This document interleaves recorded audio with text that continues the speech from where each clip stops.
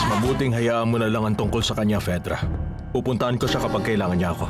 Huwag ka namang ganyan, mahal ko. Paano mo nagagawang magtanim ng sama ng loob sa kanya? Kung nagkamali man siya sa'yo noon, gawa lang yun ang pagmamahal niya bilang isang ina. Pero tapos ng lahat ng yon at ngayon siya naman ang nahihirapan. Mahal na mahal ka niya talaga. Kinausap mo siya. Nakabalik na kami, Mama. Oo, nakikita ko. Ang lamig ng pagbati mo sa amin, mahal kong biyanan. Hindi mo man lang baka kamustahin na naging honeymoon namin? Hindi ako interesado. At huwag mo kong tatawaging biyanan. Para sa'yo, ako si Senyora Valeria. Uhuy! Kumagalit naman. May dala ako para sa'yo. Sana magustuhan niyo.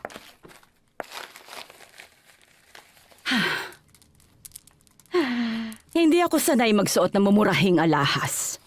Mas mabuting ibigay mo na lang yan sa kusinera.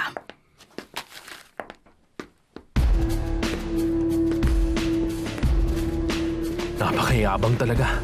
Kita mo na, sinabihan kitang huwag mo na siyang bilhan. Pinuntahan ko siya.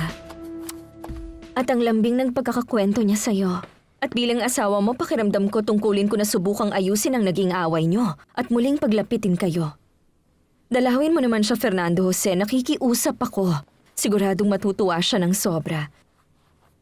Isipin mo na lang, mahina na ang puso niya at baka isang araw bigla na lang siyang mawala.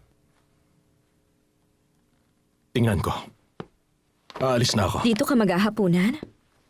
Hindi ko alam. Baka tumawag na lang ako. Halikan mo naman muna ako. Alis na ako. Ingat.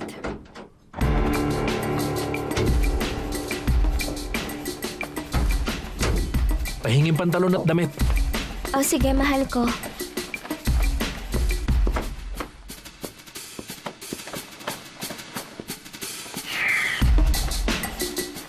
Gusto mo ba suotin tong isa?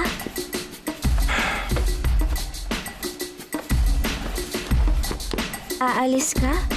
Papasok muna ako.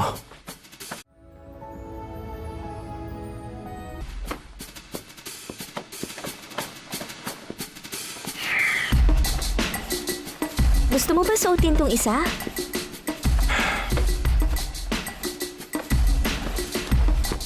Aalis ka? Papasok muna ako. Akala ko ba buong araw tayo magkasama? Pwedeng bukas na lang yan. Dito ka muna sa akin, oh. Huwag mo kong kulitin ngayon. Tapos na ang honeymoon natin. Kuha mo?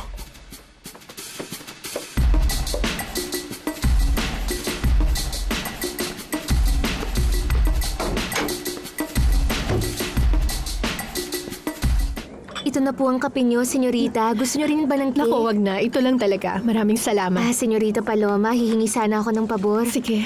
Pwedeng magpa-autograph para sa mama Oo ko yan. naman. Walang problema. Anong pangalan Salamat, niya? Lupe. Lupe. Paloma. Salamat. Siguradong matutuwa siya. Walang Maraming anuman. salamat.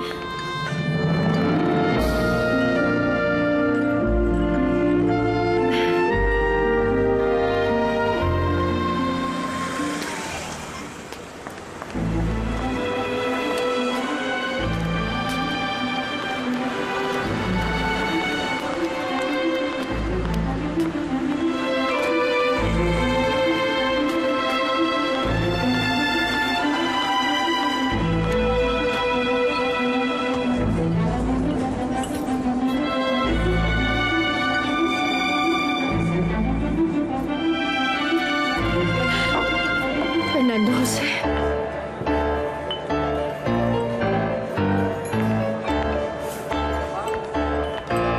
Paloma.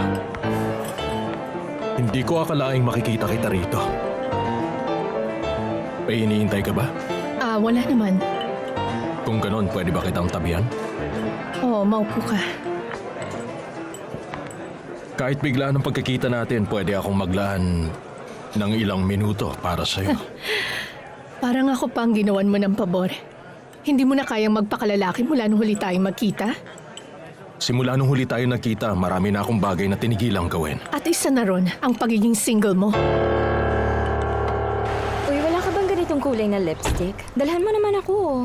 Ang ganda kasi. Hello, Latina kong baby. Hi, Beto. Babayaran kita mamaya. Sige lang. Magkano ba yan? Nasa 150 rin eh. Salamat. Salamat, mahal kong Beto. Uy, kailan ka pala bumalik galing sa honeymoon ninyo? Kakauwi lang namin ngayon. Naligo lang ako tapos dumiretso na ako dito. Kasi naman, miss na talaga kita eh. Oo, tingin ko nga. Totoo nga. Kung ayaw mong maniwala, papatunayan ko sa'yo ngayon na miss na kita. Nasaan si Abril? Nasa kwarto po niya, senyora. Kasama niya yung hampas lupa? Hindi, senyora. Pagdating niya rito, nagbihis siya tapos sumalis agad. Tawagin mo si Abril. Gusto ko siyang makausap at iwan mo kami.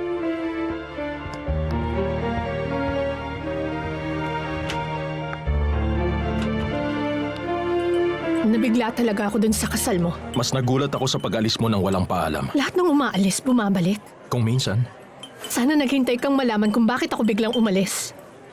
sana sinabi mo bago ka umalis. Tama ka, yun nga ang naging mali ko. Handa akong makinig sa'yo kung gusto mo magpaliwanag. Wala nang kahit ano pang magbabago. Tama ka. Kahit ano pang paliwanag ang gawin mo, wala rin itong silbi. Alam ko. Sabi ni Gerardo, hinanap mo ako sa restaurant. Oo, hindi ko naman kasi alam na kinasal na pala kayo. Sana pinadala ko sa iyo ang imbitasyon. Kahit na hindi ka makapunta kasi nasa malayo ka. Pwede ba itigil na natin to, Fernando Jose? Wala ka rito sa Mexico kasama mo si Alex Durantes. Nagpapakasaya sa piling niya at sa tagumpay mo bilang isang singer. Pakiusap. Kailangan ba nating saktan ng isa't isa? Ano bang pakialam mo sa nararamdaman ko? Pinili mo siya. Pinili mo siya at sumama ka sa kanya. Huwag na nating pag-usapan kung sino ang may mali rito. Siguro ako nga. Oo na, sige. Aaminin ko na sa'yo. Pero sa ngayon, dapat tanggapin na lang natin ang nangyari at magpatuloy sa buhay natin. Nabigay na ni Gerardo ang mensahe mo ng pagbati para sa akin. Ganun na lang ba? Wala na talagang halaga sa'yo kung maging masaya ako sa iba? Sa